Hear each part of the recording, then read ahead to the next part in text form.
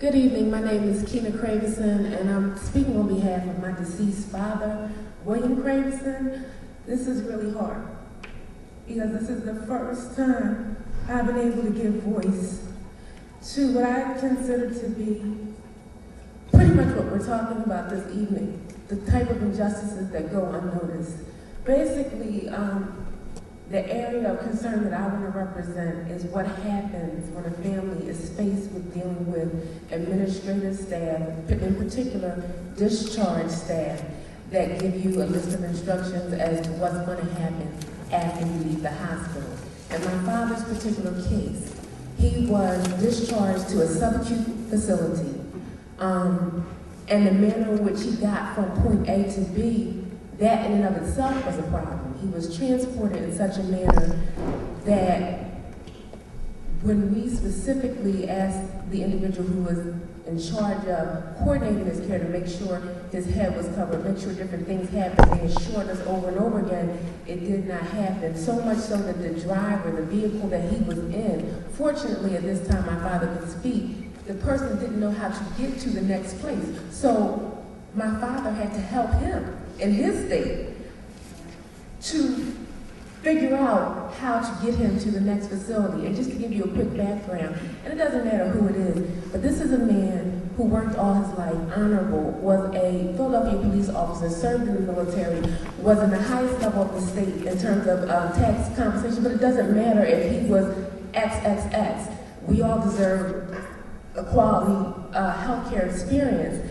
And just from interacting with the discharged professional, being assured of services or treatment that did not take place, I felt violated.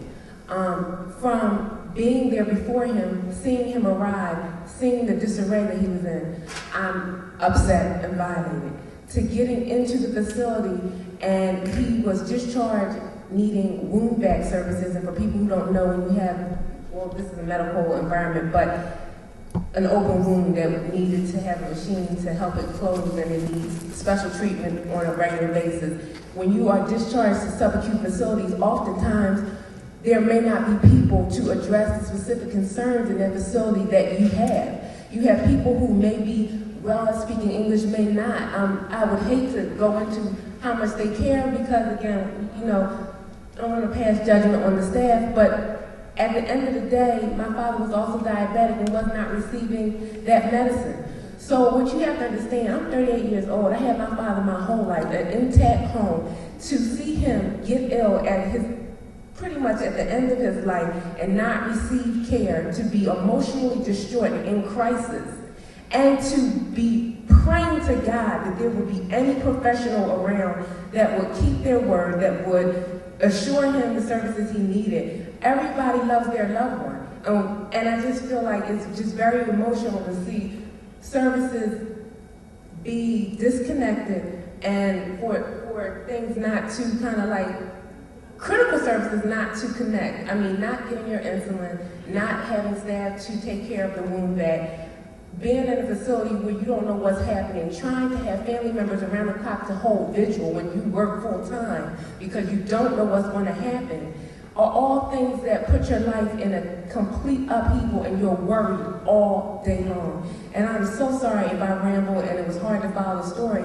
but basically the subject is discharge, subacute care, follow-up care, and just feeling totally vulnerable in a crisis situation, and you just are overwhelmed, praying that someone will care. I'm the wife, my mother, my husband. The discharge system is horrendous. It was for us. A few days before your discharge, you can feel something is happening to you. I now know it's called discharge because people start showing up, start talking to you. Then all of a sudden, bam, you get a phone call, we're discharging your husband today. Today? Well, you know, I'm there 24 hours a day. What do you mean? The one time my daughter and I were not with my husband, the one time was because we were assured he would be properly clothed, probably taken in an ambulance or whatever to the subacute facility. And to meet him there at a certain time after that he had been settled. We did not go that day because that's what we wanted to do, go to the subacute facility. As God would have it, We got to the subacute facility the same time he did. He was in this weather, dressed in a hospital gown. He had a wound vac, which means he should have been transported laying flat. He was in a wheelchair. The gentleman who was driving him didn't know his condition, told us that, gave us his information. Therefore, he was bumping along, killing my husband practically.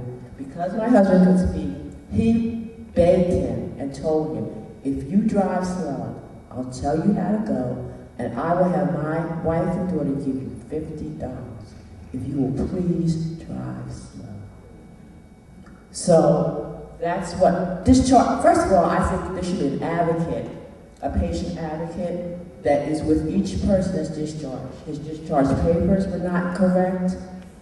It just was a mess. So, I mean, I don't even know how you can get out of the hospital in a hospital camp with a wound vac. Poor, and this was Jefferson Hospital. And we were definitely maybe overinsured. So you don't have to be uninsured. It's just or underinsured. You know, he had all kinds of insurances. So it's just a matter of you need someone with someone at all times in the hospital. You just really do.